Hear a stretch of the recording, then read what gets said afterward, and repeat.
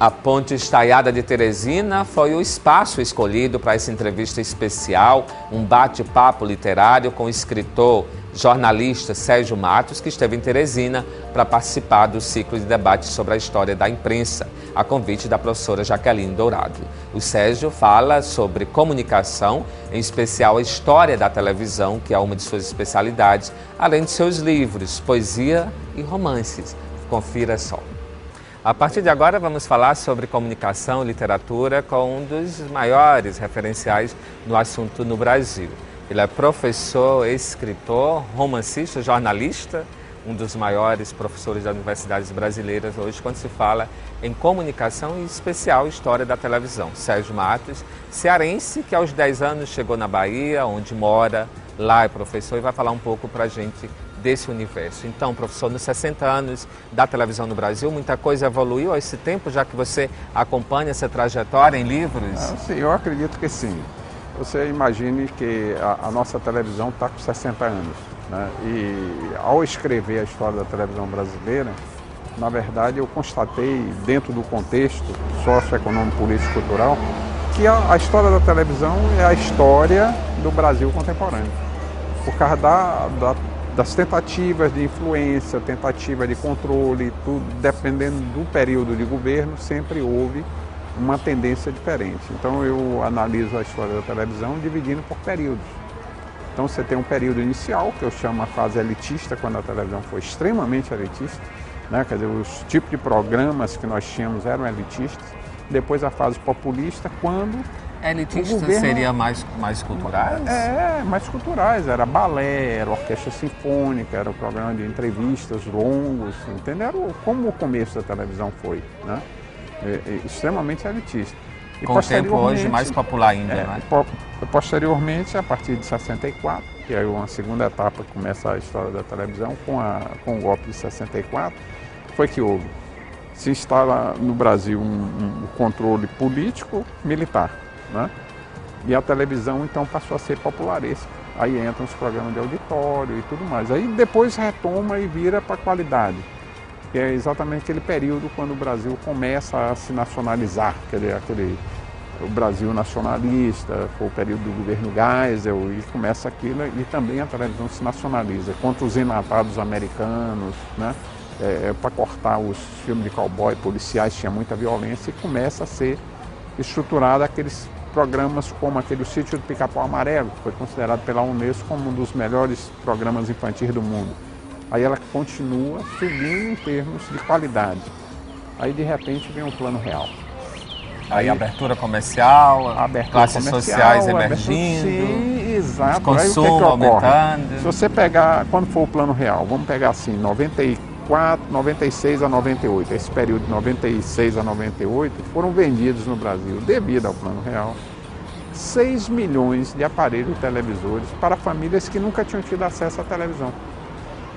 Então isso significa, se a gente considerar que essas famílias emergentes, né, estavam subindo de categoria social, a classe média tem uma média de 4 a 5 pessoas. Nessas famílias, às vezes, tem 10 pessoas. Mas vamos considerar que sejam 5 apenas. E classe A, B tem canal pago, sim, né? Pois é, eles furaram, porque em 95 todo mundo foi para o canal pago, que em 95 foi criado o canal, o TV a cabo, né? Então, entraram no mercado esses 30 milhões de pessoas, vamos botar assim. E a TV aberta hoje aposta mais nesse segmento, nesse pessoal, né? Em termos de conteúdo, com certeza, programação. Observe, 6 milhões de televisores, são 30 milhões de pessoas no mínimo, vindos de baixo. Que tipo de programa você iria oferecer para atrair a atenção e prender essa audiência, já que a classe A e B tinham migrado para o canal pago? Os programas de baixo nível. Exatamente nesse período que surge Ratinho, surge Leãozinho e outros tipos de programas mais de baixo nível.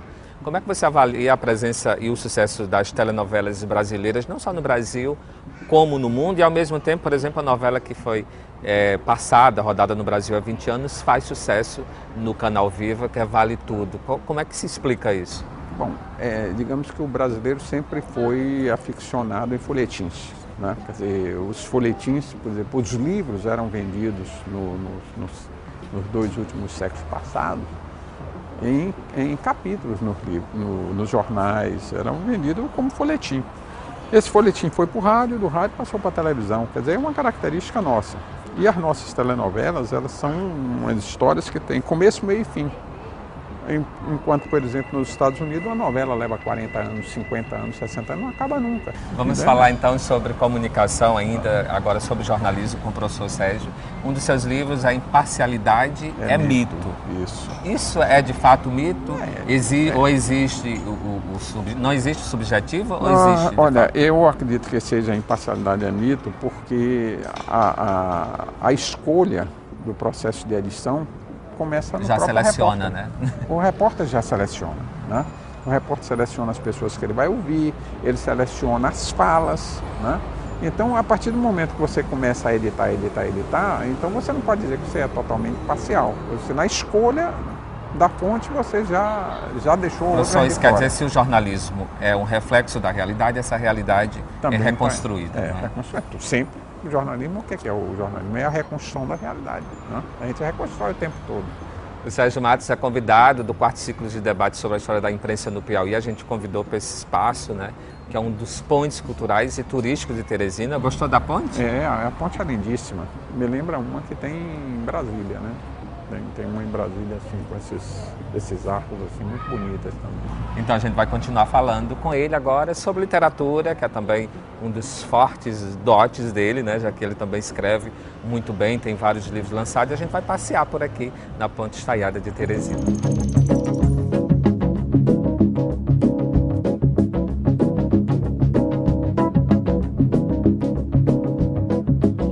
Apresentando a Teresina para o professor Sérgio. Professor, qual a impressão assim, de ver a cidade por esse ângulo? Rapaz, olha, sempre do alto é bom, né? É verdade. A visão do alto é sempre uma visão privilegiada, privilegiada, né? E panorâmica, né? Você não tem como você habitar. Você tem... E aqui, no caso, você vê a cidade inteira, né? E agora vamos falar de literatura, poesias e romances que levam a assinatura desse grande escritor. Inclusive, um já pode virar romance, que é As Confissões Sexuais de Maria Francisca. O universo erótico, romântico, como é que é essa obra, professor? As Confissões de Maria Francisca é um romance, né? Ele foi publicado em 2008 pela Scortese, de São Paulo também, e é um romance de luxúria, né? Onde tem uma mulher de 30 anos, resolvida, né? Que entra em crise porque ela é compulsiva, sexualmente compulsiva por sexo e resolve se curar. E aí aconselham ela duas coisas, ou ela procura um pai de santo, ou ela procura um padre. Ela preferiu procurar o padre. Então o livro conta a confissão dela com o padre durante um fim de semana. Ela por ela ou ela pelo padre? O padre não pode revelar o segredo, né? Como é que acontece essa narrativa? Aí o narrador observa, ouve e reproduz. É terceira pessoa. A história dela toda ao padre, né? Então todas as conquistas que ela fez ao longo da vida, as experiências sexuais dela toda, todo tipo de experiência que ela viveu. E ela é uma pessoa assim, extremamente pragmática, porque ela, quando ela quer conquistar um homem, ela faz um estudo do cara, né? Estuda tudo, e aí usa as técnicas da comunicação, do marketing, do produto, e aí quando ataca para derrubar. Aí derruba o cara e derruba qualquer um. E a parte poética, ela veio antes dos romances? São vários livros publicados. Eu tenho 44 livros publicados. Poesia foi com que eu comecei, né? Eu tenho 8 livros de poemas, lancei um agora recente, no dia 15 desse mês. Eu lancei um livro, Essência Poética, no qual eu reúno toda a minha obra poética até agora, né? São 45 anos de produção literária, de 1965 a 2010. Com livros publicados e poemas inéditos. E também tem biografias, né? Qual a diferença entre esses estilos? Biografias, por exemplo, são romanceadas, você usa a caracterização da época, da história? E você usa, de certa forma, um pouco das técnicas de romance para poder situar o contexto no qual o biografado existiu. Porque se eu pegar a sua vida aqui, você foi criança, eu vou ter que romancear como foi a sua infância, né? Resgatar os pontos, os fatos reais e jogar dentro de um contexto que possa transcrever para as pessoas imaginarem o cenário. Então, de certa forma, a biografia é uma recriação da vida da pessoa, né? Dá um pouquinho mais de trabalho. Coloca Como a televisão conhecedor da televisão, do jornalismo, da imprensa brasileira, da importância disso como fator de transformação e educação, o que é que o senhor achou dessa questão de decisão do STF de finalizar, de proibir, aliás, de não permitir mais uso do diploma, atividade vamos jornalística? colocar da seguinte forma. Eu fiz parte da comissão do MEC para as novas diretrizes curriculares dos cursos de jornalismo, né, sob a presidência de Zé Marcos de Mello. Se você me perguntar, você é contra ou a favor do diploma, eu digo assim a você, eu sou a favor do diploma. Sempre escrevi a favor, sempre defendi o diploma. Se é contra ou a favor a obrigatoriedade do diploma, eu vou dizer assim, não faz sentido, tá? Porque o que é que ocorre? Se você está trabalhando hoje numa empresa, ou vai trabalhar numa empresa, a empresa vai preferir contratar uma pessoa que já foi treinada por uma universidade, que estudou 4 anos ou mais. Eu acho que eles preferem o formado, né? Então eles vão os próprios meios de comunicação... O próprio mercado vai buscar o profissional que já está treinado, porque senão ele teria que investir, gastar muito dinheiro no treinamento da mão de obra. Então não é negócio para eles, então eles vão continuar pegando. Então é necessário que tenha formação de nível universitário, mas a obrigatoriedade não faz diferença, tá? Ok, então Insight TV Literatura, falando de livros, de comunicação com o professor Sérgio Matos, doutor no assunto. A gente agradece e bem-vindo ao Piauí, tá? É uma satisfação estar aqui e também dar essa entrevista para você. Ok, curta só um pouquinho do pôr do sol desse cenário especial.